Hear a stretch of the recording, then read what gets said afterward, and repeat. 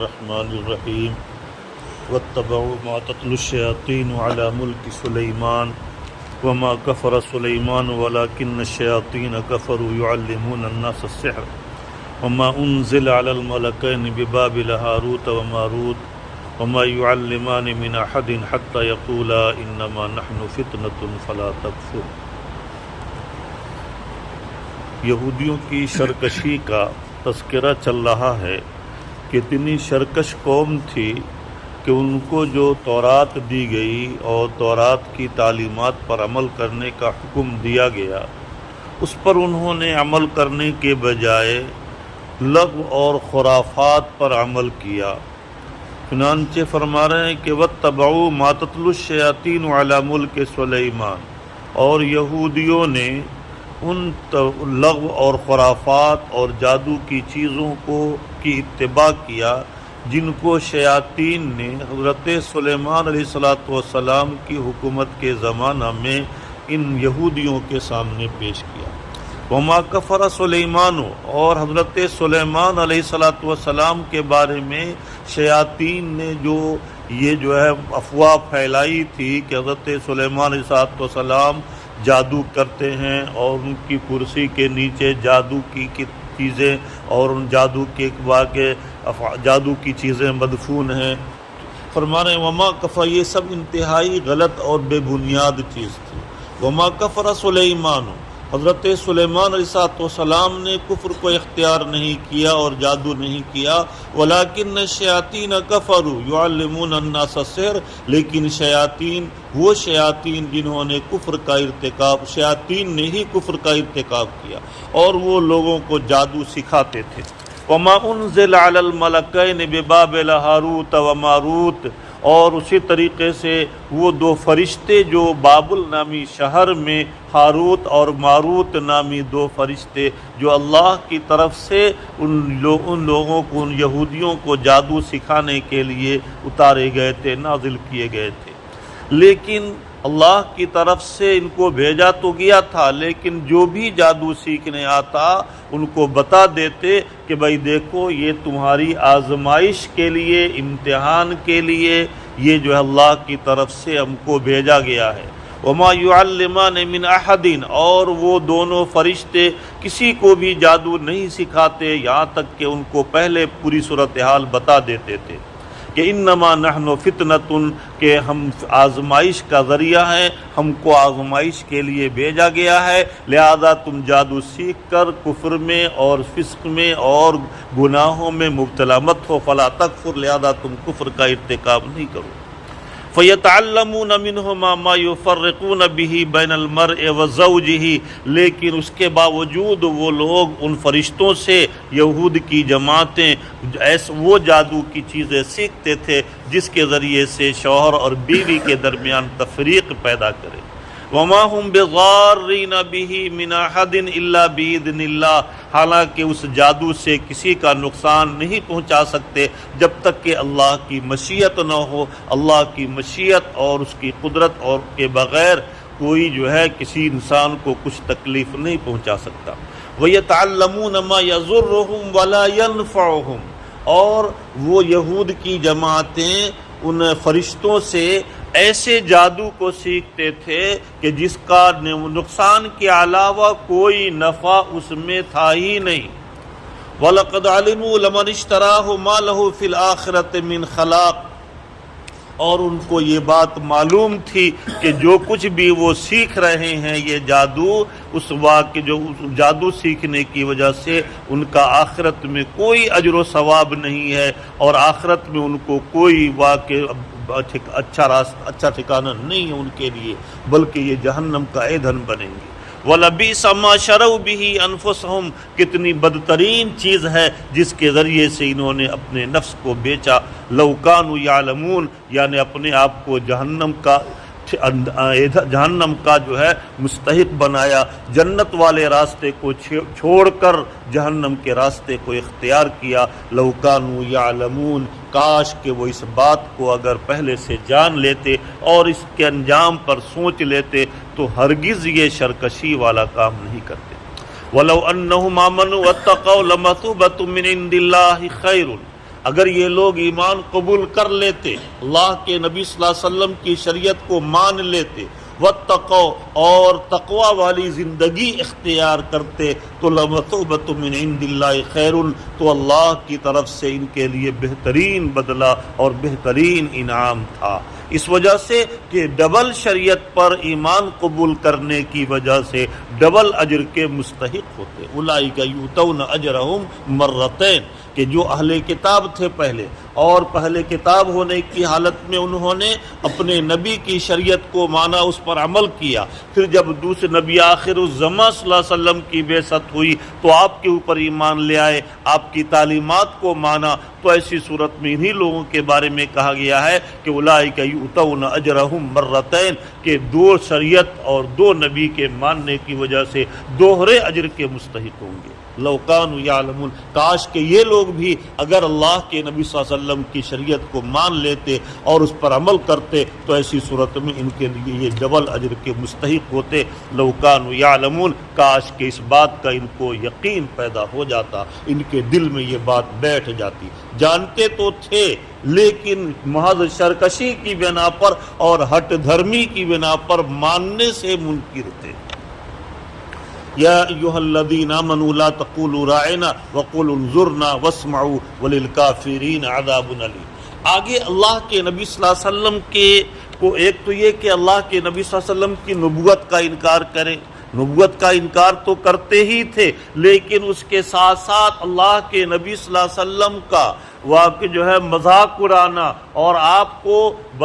کے لیے بددعا کے کلمات کا استعمال کرنا، اس سے یہ لوگ دریغ نہیں کرتے تھے۔ چنانچہ آگے والی آیت میں اللہ کے نبی صلی اللہ علیہ وسلم کو ایذا پہنچانے کی ایک گھناؤنی شکل جو مشرکین نے، یہودیوں نے جو اختیار کیا، اس کو بیان کیا جا رہا ہے کہ اللہ کے نبی صلی اللہ علیہ وسلم کے پاس جب یہ جاتے تھے تو کہتے تھے رائنا۔ رائنا یہ ایک ایسا لفظ ہے جس کا اردو میں تو یہ ہے کہ ہماری رعایت کیجئے، ہمارے حال کا خیال، ہمارا بھی خیال رکھیے، ہم کو بھی تھوڑا مہلت دیجئے دین کی باتوں کے سیکھنے کا۔ لیکن عبرانی زبان میں یہ ایک طرح کی گالی ہوتی ہے۔ بعض لوگوں نے بیان کیا ہے کہ رائنا کا ایک مطلب یہ ہے کہ ہمارے چرواہا، اور بعض مفسرین کی رائے ہے کہ عبرانی زبان میں کوئی گالی کا لفظ ہے۔ بہرحال یہ لوگ رائنا کا لفظ اللہ کے نبی صلی اللہ علیہ وسلم کے پاس وہ استعمال کرتے تھے، اور اس کا انظرنا کے معنی میں ہم کو مہلت دیجیے، ہماری بھی تھوڑا رعایت کیجیے، اس معنی میں مراد لینے کے بجائے وہ عبرانی زبان میں جو گالی کا لفظ تھا یا ایک کہ ہمارے چرواہا، اس جیسے معنی کا وہ مراد لیتے تھے۔ چنانچہ اللہ تعالیٰ کی طرف سے آیت نازل ہوئی، اور اچھا ان کو دیکھا دیکھی، ان یہود تو کہتے تھے استہزاء کے طور پر آپ کو برا بھلا کہنے کے بنا پر، لیکن ان کی نقالی میں جو مومن تھے، ایمان والے تھے، وہ بھی اس لفظ کو استعمال کرتے تھے۔ اب اس کے بعد یہود آپس میں جب بیجاتے تھے تنہائی میں تو خوب یہ مذاق اڑاتے کہ دیکھو ہم نے بہت اچھا حربہ اختیار کیا کہ ایمان والے محمد صلی اللہ علیہ وسلم کے اوپر ایمان رکھنے والے بھی ان کا مذاق اڑاتے ہیں، ان کو گالیاں دیتے ہیں۔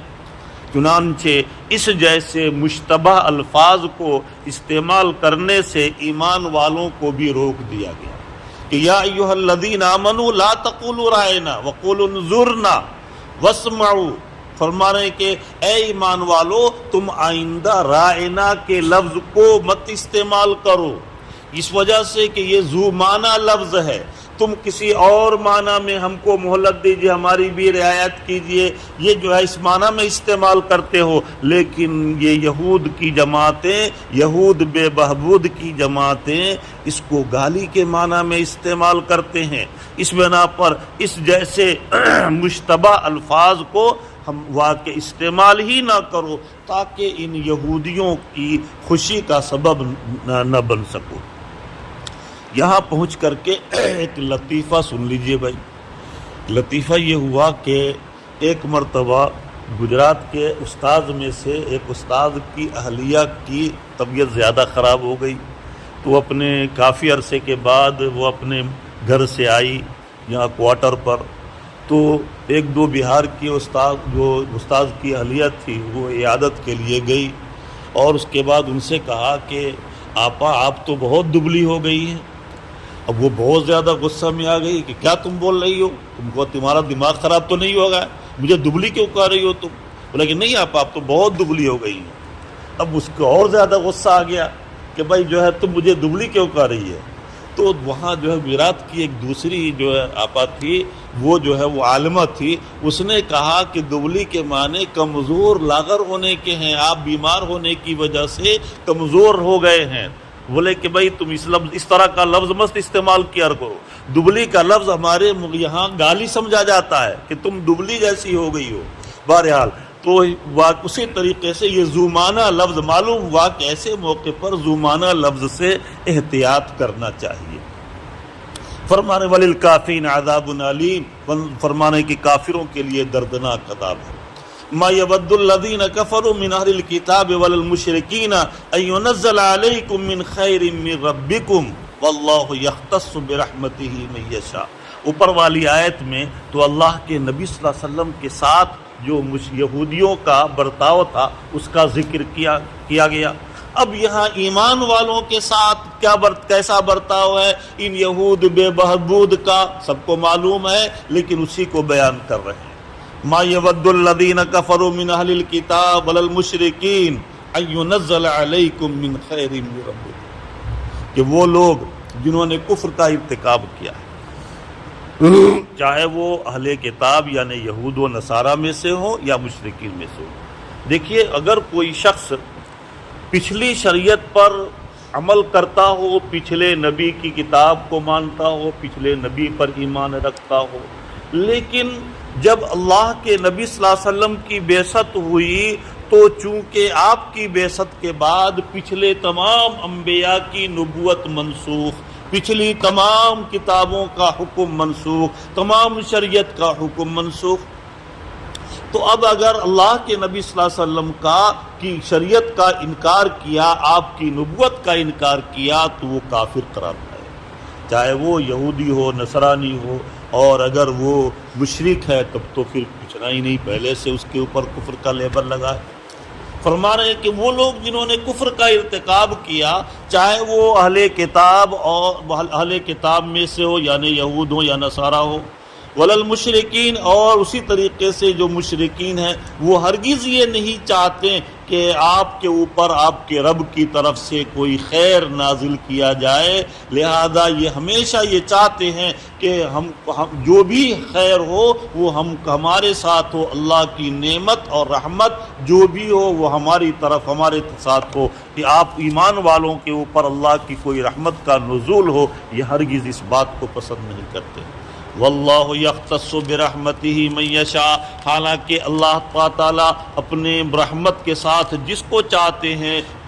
مخصوص کرتے ہیں، یہ اللہ کے اختیار میں ہے، اپنا فضل اور اپنا انعام، اپنی نعمتیں جن کو چاہیں عطا فرما دیں۔ واللہ ذو الفضل العظیم، اللہ تعالیٰ عظیم فضل والے ہیں۔ یہ مشرکین اور یہ یہود و نصارہ ایمان والوں سے واقع جو ہے خیر کو دور ہونے کی کوشش کرتے رہیں، لیکن ہمیشہ اللہ تعالیٰ انہی ایمان والوں کو اپنی رحمت سے قریب کرتے رہیں گے۔ ما ننسخ من آیت او ننسها نأتی بخیر منها او مثلها الم تعلم ان اللہ علی کل شیء قدیر۔ اللہ کے نبی صلی اللہ علیہ وسلم جب ہجرت کر کے مکہ میں جب تک تھے، اس وقت تک اس طور پر نماز پڑھتے تھے، کوشش یہی کرتے تھے کہ اس طرح سے نماز پڑھیں کہ بیت المقدس اور خانہ کعبہ دونوں جو ہے واقع سامنے رہے۔ اس وجہ سے کہ بیت المقدس یہ جو ہے وہ بیت المقدس بھی انبیاء کا واقع جو ہے مقدس مقام رہا ہے اور قبلہ رہا ہے، تو اس بنا پر یہودیوں کا قبلہ بیت المقدس تھا، اور اسی حضرت موسیٰ علیہ السلام کے زمانہ میں انبیاء کا بھی قبلہ بیت المقدس تھا، لیکن حضرت ابراہیم علیہ السلام کا قبلہ خانہ کعبہ تھا۔ اس بنا پر یہ چاہتے تھے کہ دونوں قبلہ کی رعایت ہو جائے، لیکن جب ہجرت کر کے مکہ سے مدینہ منورہ تشریف لے گئے تو یہ چیز ممکن نہیں رہی، اس وجہ سے کہ مدینہ سے جانب جنوب میں دکن طرف، یہ جو ہے دکن طرف ہے، تو مدینہ سے خانہ کعبہ یہ دکن طرف ہے اور بیت المقدس یہ اتر جانب ہے۔ اس بنا پر دونوں کے بالکل مخالف سمت میں ہے، اس جانب خانہ کعبہ مدینہ منورہ میں اور اس جانب بیت المقدس۔ اب کسی ایک ہی کی طرف رخ کر کے نماز پڑھ سکتے تھے، چنانچہ مدینہ چونکہ یہودیوں کا مرکز تھا اور مرکزی جگہ یہودیوں کا مدینہ ہی سمجھا جاتا تھا ہجرت سے قبل، اس وجہ سے اللہ کے نبی صلی اللہ علیہ وسلم کو ابتداءً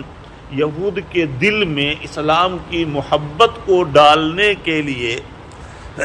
اور اسلام سے قریب کرنے کے لیے یہودیوں کو اللہ کے نبی صلی اللہ علیہ وسلم کو بھی ابتداءً یہ حکم دیا کہ آپ یہودیوں کے قبلہ بیت المقدس کی طرف رخ کر کے نماز پڑھیں۔ لیکن یہ یہود بے بہبود تھے، ان کو یہ جو ہے اسلام سے قریب ہونے کے بجائے ان کے اندر اور سرکشی بڑھ گئی اور کہنے لگے کہ اچھا اب جو ہے میرے قبلہ کے اوپر تو آ گئے ہیں، اب بتدریج ہماری شریعت پر بھی آ جائیں گے، ہمارے قبلے کو انہوں نے تو قبول کر لیا ہے، اب بتدریج ہماری شریعت، ہمارے دین اور ہماری تعلیمات کو بھی وہ قبول کر لیں گے اور اس پر آ جائیں گے۔ اس طریقے سے ان کے اندر سرکشی اور زیادہ بڑھ گئی اور انانیت اور زیادہ بڑھ گئی۔ چنانچہ 16 یا 17 مہینے تک اللہ کے نبی صلی اللہ علیہ وسلم نے بیت المقدس کی طرف رک کر کے نماز ادا کیا، لیکن اس کے بعد پھر آپ کی دلی خواہش تھی کہ حضرت ابراہیم علیہ السلام اور حضرت اسماعیل علیہ السلام آپ کے آبا و اجداد کا جو قبلہ تھا خانہ کعبہ، وہ جو ہے ہمارا بھی قبلہ قرار دے دیا جائے۔ چنانچہ اللہ کے نبی صلی اللہ علیہ وسلم کو جو حکم دے دیا گیا کہ فَوَلُّوا وُجُوهَكُمْ قِبَلَ الْمَشْرِقِ، یعنی آپ اپنے تحویل قبلہ کی آیت نازل ہوئی جس میں آپ کو قبلے کی خانہ کعبہ کی طرف جو ہے رک کر کے نماز پڑھنے کا حکم دیا گیا۔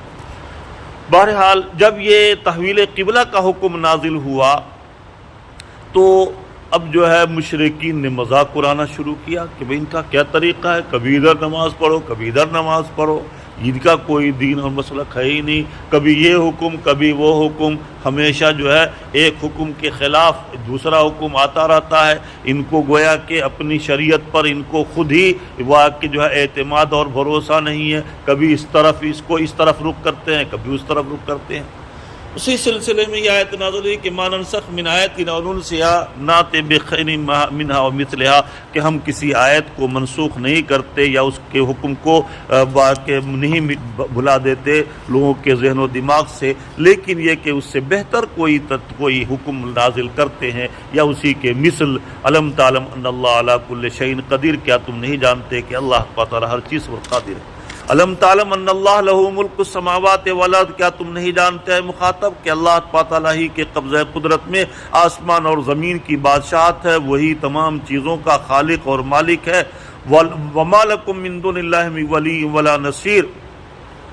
اور اللہ کے علاوہ نہ تو کوئی دوست کس ہے تمہارا اور نہ کوئی مددگار، تمام ایمان والوں کا دوست اور مددگار وہ اللہ تعالی ہے۔ ہم تريدون ان تسألوا رسولكم كما سئل موسى من قبل ومن يتبدل الكفر بالایمان فقد ضل سواء السبیل، کیا تم لوگ یہ چاہتے ہو کہ تم لوگ بھی اپنے رسول سے ایسے لغو اور خرافات سوالات کیا کرو جیسا کہ موسیٰ علیہ السلام سے یہودیوں نے عجیب عجیب لغو اور خرافات کا سوال کیا پریشان کرنے کے لیے، تم بھی اپنے رسول کو اسی طرح سے پریشان کرنا چاہتے ہو لغو اور خرافات مختلف قسم کے بیجا سوالات کر کے۔ وَمَن يَتَبَدَّلِ الْكُفْرَ، ایسا مت کرو۔ اصل میں اللہ کے نبی صلی اللہ علیہ وسلم کے پاس بعض لوگ آتے اور پوچھتے کہ ہمارا اونٹ کہاں ہے، کوئی پوچھتا کہ بھائی ہمارا گھوڑا کہاں ہے، اس طرح کی باتیں جو ہے پوچھتے تھے۔ چنانچہ اس طرح کے لغو اور بیجا سوالات سے منع کیا گیا کہ تم کو جو پوچھنا ہے وہ شریعت کے احکام کے بارے میں، دین کے بارے میں پوچھو، یہ بیجا اور لغو اور واقع سوالات مت کیا کرو۔ وَمَن يَتَبَدَّلِ الْكُفْرَ بِالْإِيمَانِ فَقَدْ ضَلَّ سَوَاءَ السَّبِيلِ، اور جو شخص بھی واقع کفر ایمان کے بدلے میں کفر کو اختیار کرے گا تو وہ واقع سیدھے راستے سے گمراہ ہو جائے گا، اور وہ جو ہے ضلالت و گمراہی میں مبتلا ہو جائے گا۔ وَدَّ كَثِيرٌ مِّنْ أَهْلِ الْكِتَابِ لَوْ يَغُدُّونَكُم مِّن بَعْدِ إِيمَانِكُمْ كُفَّارًا، فرما رہے ہیں کہ ان اہل کتاب اور یہود و نصارہ کی دلی خواہش یہ ہے کہ آپ کو جو ہے یہ کفر میں مبتلا کر دیں، اس وجہ سے کہ یہ چاہتے ہیں کہ جیسے ہم گمراہ ہوئے ہیں ان کو بھی گمراہ کر دے۔ کسی ٹکلے سے کسی نے پوچھا کہ تم کیا چاہتے ہو، تمہارے سر پر بال ہو جائے یا یہ کہ تمہاری طرح سے سب لوگ ٹکلا ہو جائیں؟ تو اس نے کہا کہ ہم یہ چاہتے ہیں کہ ہماری طرح سے سب لوگ ٹکلا ہو جائیں۔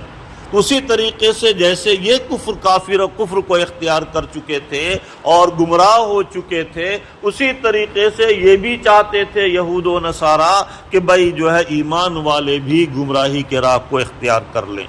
وَدَّ كَثِيرٌ مِّنْ أَهْلِ الْكِتَابِ لَوْ يَرُدُّونَكُمْ مِّن بَعْدِ إِيمَانِكُمْ كُفَّارًا، کہ اہل کتاب میں سے بہت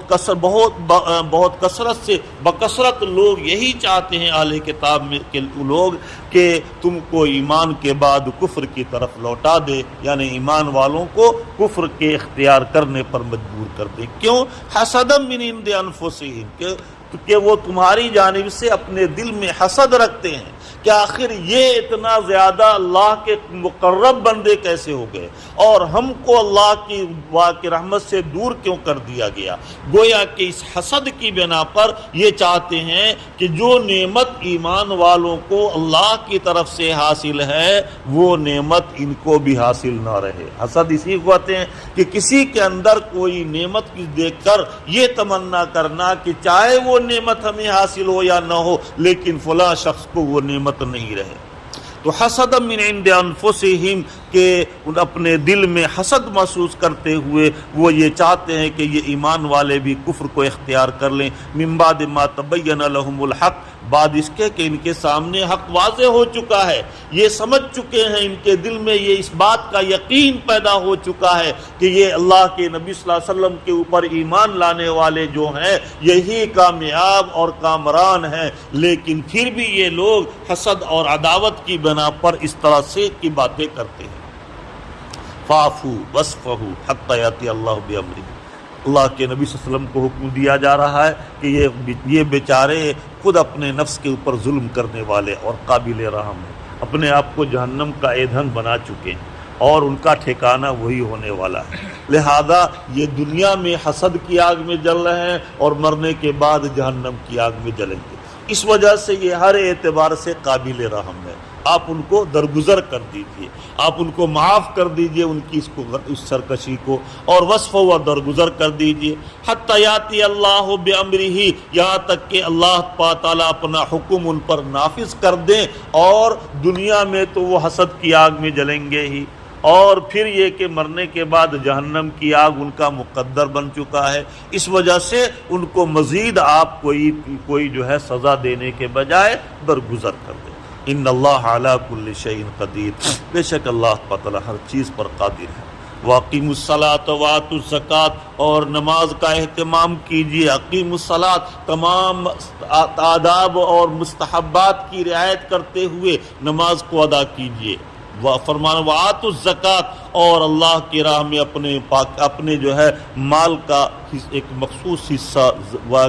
غربا کے درمیان خرچ کیا کیجیے۔ وما تقدموا لانفسکم من خیر تجدوہ عند اللہ، اس بات کا ذہن میں استحضار رکھیے کہ آپ جو بھی اپنے لیے دنیا میں واقع اللہ کی راہ میں خرچ کریں گے اور جو بھی نیکی کا کام کریں گے، چاہے وہ صدقات کی نوعیت سے ہو یا عبادات یا دوسرے نماز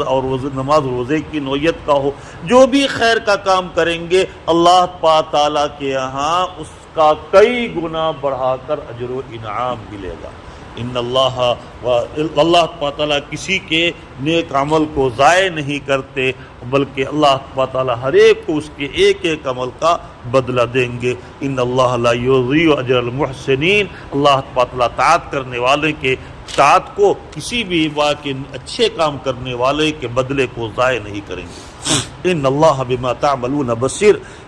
اور اللہ تعالیٰ تمہارے ایک ایک عمل کو دیکھ بھی رہے ہیں، کون کیسا عمل کر رہا ہے کمپیوٹر میں محفوظ ہو رہا ہے، اللہ تعالیٰ بھی دیکھ رہے ہیں۔ اللہ تعالیٰ کی نگاہ میں بیک وقت پوری دنیا کے انسان کی ایک ایک حرکت ہے اور ایک ایک عمل ہے۔ اب سوال پیدا ہوتا ہے کہ اتنی پوری دنیا کے انسانوں کو ایک ساتھ جو ہے دیکھنا اور تب ایک ایک عمل کو نظر رکھنا، یہ آخر کیسا ہو سکتا ہے؟ چنانچہ سائنسدانوں نے اس کو سمجھنا آسان کر دیا۔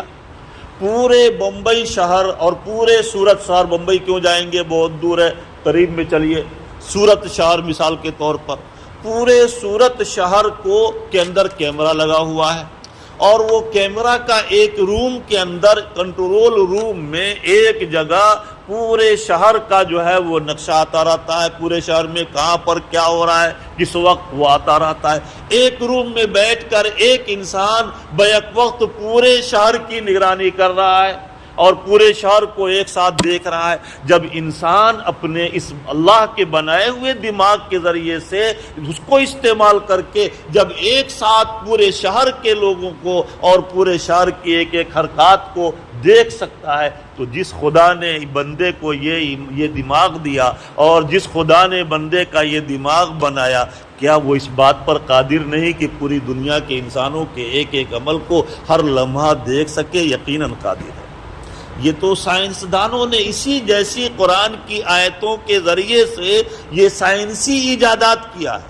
قیامت تک اب تک جتنی سائنسی ایجادات ہوئی ہیں اور قیامت تک جتنی ایجادات ہونے والی ہیں، اللہ تعالیٰ نے قرآن میں سب کی طرف پہلے سے اشارہ کر دیا ہے۔ اب جو ہے اس کے اندر جو جتنا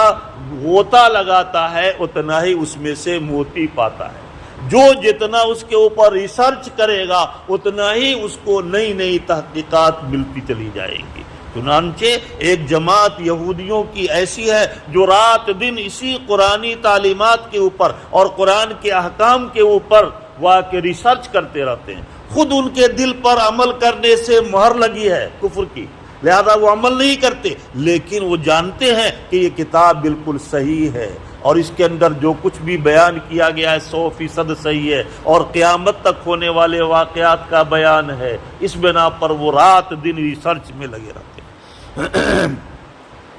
وَقَالُوا لَن يَدْخُلَ الْجَنَّةَ إِلَّا مَنْ كَانَ هُودًا أَوْ نَصَارَىٰ، فرمان مشرکین یہود و نصارہ کہا کرتے تھے کہ ہم چونکہ نبی کی اولاد میں سے ہیں، جنت ہماری جاگیر ہے، لہذا جنت میں وہی داخل ہوگا جو یہودی ہے یا نصارہ ہے، باقی ایمان والے کبھی بھی جنت میں نہیں جائیں گے۔ چنانچہ اسی کو بیان کر رہے ہیں کہ وقالو، کہ یہودیوں نے کہا کہ جنت میں داخل نہیں ہوگا مگر وہی شخص جو یہودی ہو، اور نصارہ نے کہا کہ وہی شخص جنت میں داخل ہوگا جو عیسیٰ علیہ السلام کی تعلیمات پر عمل کرتا ہو،